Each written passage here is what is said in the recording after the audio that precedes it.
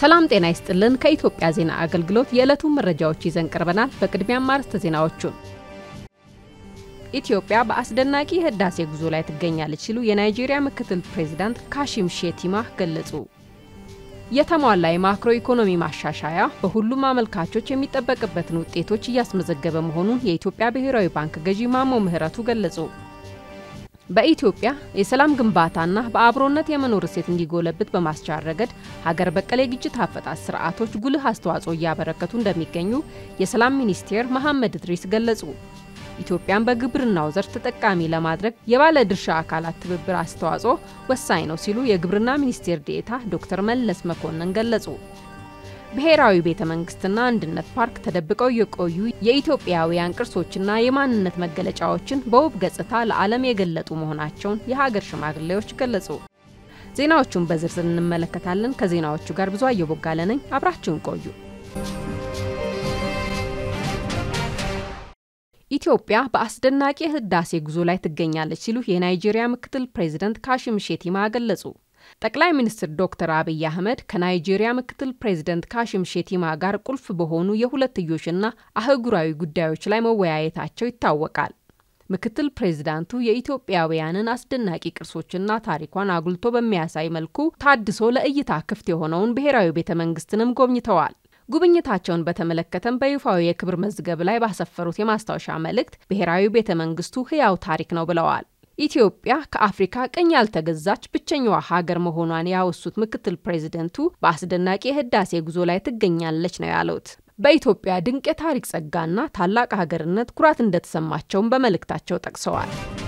የተሟላ የማክሮ ኢኮኖሚ ማሻሻያው በሁሉም አመልካቾች የሚጠበቅበትን ውጤት እያስመዘገበ መሆኑን የኢትዮጵያ ብሔራዊ ባንክ ገዢ ማሞ ምህረቱ ገለጹ። የኢትዮጵያ ብሔራዊ ባንክ ገዢ አቶ ማሞ ምህረቱ የተሟላው የማክሮ ኢኮኖሚ ማሻሻያ አፈጻጸም ጉዳዮችን አስመልክተው ማብራሪያ ሰጥተዋል። በማብራሪያቸውም የተሟላ የማክሮ ኢኮኖሚ ማሻሻያው ዘላቂ ኢኮኖሚያዊ እድገት ማስመዝገብ የሚያስችል አበረታች ሂደት ማስመዝገቡን አንስተዋል። የተሟላ የማክሮ ኢኮኖሚ ማሻሻያ ከተያዘለት የገቢ ማሳደግ፣ የዕዳ ሽግሽግ፣ የተረጋጋ የማክሮ ኢኮኖሚ ማምጣት፣ የውጭ ምንዛሪ ግኝት ማሳደግ ብሎም የፋይናንስ ዘርፉን ጤናማ ከማድረግ እንዲሁም ሌሎችም ዓላማዎችን ከማሳካት አኳያ አመርቂ ውጤቶችን ማምጣቱን ተናግረዋል። የተሟላ ማክሮ ኢኮኖሚ አፈጻጸሙ በውጤታማነት ተግባራዊ እየተደረገ እንደሚገኝ ያነሱት የባንኩ ገዢ በውጭ ንግድ፣ በውጭ ምንዛሪ ክምችት፣ የዋጋ ንረትን በመቀነስ እንዲሁም ሌሎችም አመርቂ ውጤቶች እየታየበት መሆኑን ገልጸዋል። የተሟላ የማክሮ ኢኮኖሚ አፈጻጸሙ በውጤታማነት ተግባራዊ እየተደረገ እንደሚገኝ ያነሱት የባንኩ ገዢ በውጭ ንግድ፣ በውጭ ምንዛሬ ክምችት፣ የዋጋ ንረትን በመቀነስ እንዲሁም ሌሎች አመርቂ ውጤቶች እየታየበት መሆኑን ገልጸዋል። ፕሮግራሙን ከሚደግፉት መካከል ዓለም አቀፍ የገንዘብ ድርጅት ባወጣው ሪፖርት የኢትዮጵያ ማክሮ ኢኮኖሚ ሪፎርም አፈጻጸም ከታቀደለት ግብ በላይ በመሳካት ላይ መሆኑን ማረጋገጡን ጠቁመዋል። የተሟላ የማክሮ ኢኮኖሚ ማሻሻያ ተግባራዊ ከተደረገ በኋላ የዋጋ ንረቱ ከጊዜ ወደ ጊዜ እየቀነሰ መምጣቱንም ገልጸዋል። የምግብ ነክ ዋጋ ንረት ከ12 በመቶ በታች መሆኑን ያነሱት የባንኩ ገዢ በሚቀጥለው ዓመት መጨረሻ ላይ አጠቃላይ ዋጋ ንረቱን ወደ ነጠላ አሃዝ ለማውረድ ስራዎች እየተሰሩ መሆናቸውን ተናግረዋል። በተሟላ የማክሮ ኢኮኖሚ ማሻሻያ በውጭ ምንዛሪ ስርዓት ውስጥ የተወሰደበት እርምጃ ስር ነቀልና ተመኑን በገበያ ከመወሰን ባለፈ በአጠቃላይ የውጭ ምንዛሪ ስርዓቱ የተሻለ እንዲሆን መደረጉን ተናግረዋል።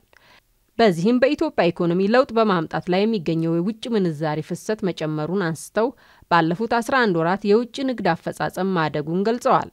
ከውጭ ምንዛሪ ሪፎርሙ በፊት የሀገሪቷ የውጭ ንግድ 3.8 ቢሊዮን ዶላር እንደነበር አስታውሰው አሁን ላይ ይህ ዓመት በሚጠናቀቅበት ጊዜ የውጭ ንግድ 8 ቢሊዮን ዶላር እንደሚደርስ ጠቁመዋል።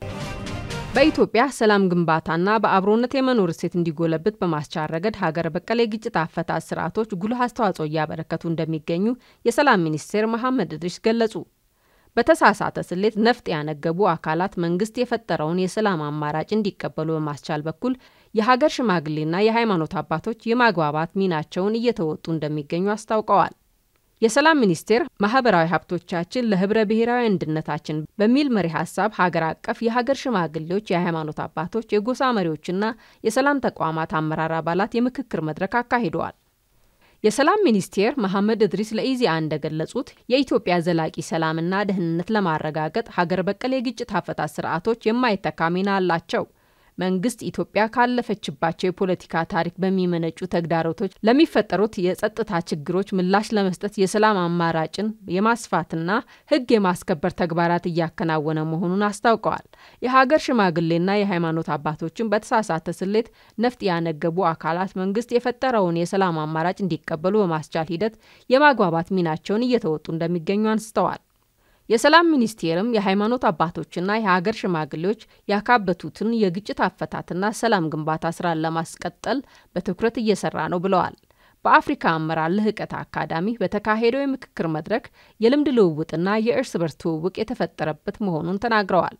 በተጨማሪም የመድረኩ ተሳታፊዎች በሀገር በቀል የሰላም ግንባታና የግጭት አፈታት ዕውቀትና እሴቶቻቸውን በመጠቀም ቀጣይነት ያለው ስራ የሚሰሩበትን ስርዓት መዘርጋቱን ገልጸዋል። ኢትዮጵያን በግብርናው ዘርፍ ተጠቃሚ ለማድረግ የባለድርሻ አካላት ትብብር አስተዋጽኦ ወሳኝ ነው ሲሉ የግብርና ሚኒስቴር ዲኤታ ዶክተር መለስ መኮንን ገለጹ። 13ኛው የግብርና ኤክስቴንሽን ልማት እንደ ሀገር አጋርነት ፎረም የዘርፉ ተዋናያን በተገኙበት ተካሂዷል። የግብርና ሚኒስቴር ዲኤታው ዶክተር መለስ መኮንን በዚሁ ጊዜ እንዳሉት እንደ ሀገር የግብርና ምርትና ምርታማነት ለማሳደግ ባለድርሻ አካላት ሚናቸው ከፍ ያለ ነው ብለዋል። ዘርፉን ለማሳደግ ከባለድርሻ አካላት ጋር በተሰሩ በርካታ ስራዎች ለውጦች መምጣታቸውን አንስተዋል። የግብርናና የገጠር ልማት ፖሊሲን በማሻሻል የህግ ማዕቀፎችና አዋጆችን መመሪያዎችን በማዘጋጀት ዘርፉ እንዲሻሻል እየተደረገ መሆኑን አንስተዋል። የፖሊሲና የህግ ማዕቀፎች ሪፎርሞች ተጠናክረው እንደሚቀጥሉ ተናግረዋል። የስነ ምግብና የስርዓተ ምግብን ዋስትና ለማረጋገጥ ከምርምር ጀምሮ በርካታ ስራዎችን መስራት እንደሚያስፈልግ ተናግረዋል። በግብርና እሴት ሰንሰለት ውስጥ የሚሳተፉ የዘርፉ ተዋናያን በጋራ መሳተፍ ያስፈልጋል ብለዋል።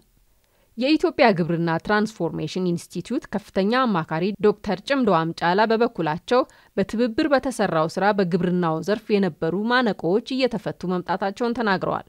በዘርፉ ያሉትን ፖሊሲዎችና ስትራቴጂዎች ወደ መሬት በማውረድ ለተግባራዊነቱ ሁሉም የድርሻውን ሊወጣ ይገባል ብለዋል። ብሔራዊ ቤተ መንግስትና አንድነት ፓርክ ተደብቀው የቆዩ የኢትዮጵያውያን ቅርሶችና የማንነት መገለጫዎችን በውብ ገጽታ ለዓለም የገለጡ መሆናቸውን የሀገር ሽማግሌዎች ገለጹ። የሃይማኖት አባቶች፣ የሀገር ሽማግሌዎችና የጎሳ መሪዎች በአዲስ አበባ የተገነባውን አንድነት ፓርክና ብሔራዊ ቤተ መንግስትን ጎብኝተዋል። ጉብኝቱን አስመልክቶ አስተያየታቸውን ለኢዜአ የሰጡ የሀገር ሽማግሌዎች እንደገለጹት መንግስት የኢትዮጵያን ውብ ቅርስና ታሪክ በማደስ የሚያኮራ ስራ ሰርቷል ብለዋል። ሀደ ሲንቄ ሸምሲያ ጉተማ በሰጡት አስተያየት ለትውልድ የሚሻገሩ ድንቅ የልማት ስራዎችን ማየታቸውን አንስተው አንድነት ፓርክና ብሔራዊ ቤተ መንግስት የኩራት መገለጫዎቻችን ናቸው ብለዋል። ለዘመናት ተደብቀው የቆዩትን ቅርሶች በውብ ገጽታ ለማየት ትልቅ ዕድል መፍጠራቸውን ጠቅሰው ይህም የኢትዮጵያን የስልጣኔ ታሪክ አጉልቶ ለዓለም የገለጠ በመሆኑ ኮርቻለሁ ነው ያሉት።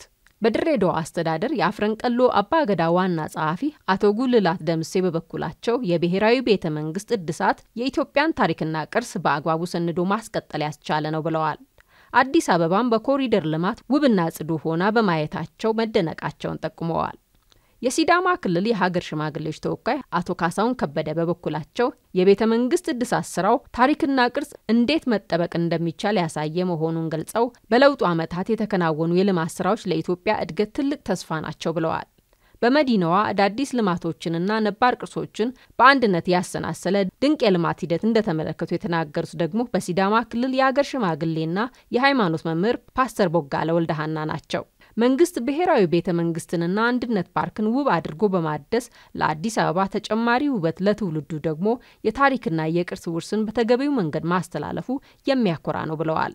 የአፋር ክልል የሀገር ሽማግሌዎች ተወካይ ኡመር አሊ በአዲስ አበባ የተከናወኑ የኮሪደር ልማቶችና የቱሪዝም መዳረሻ ስፍራዎች የኢትዮጵያን ቀደምትነት የሚገልጹ እሴቶቻችንን የያዙ መሆናቸውን ገልጸዋል። ተመሳሳይ የልማትና የቅርስ ጥበቃ ስራዎችም በሁሉም አካባቢዎች ተጠናክረው መቀጠል እንዳለባቸውም ጠቁመዋል። ዜናው አበቃ። ሰላም ቆዩን።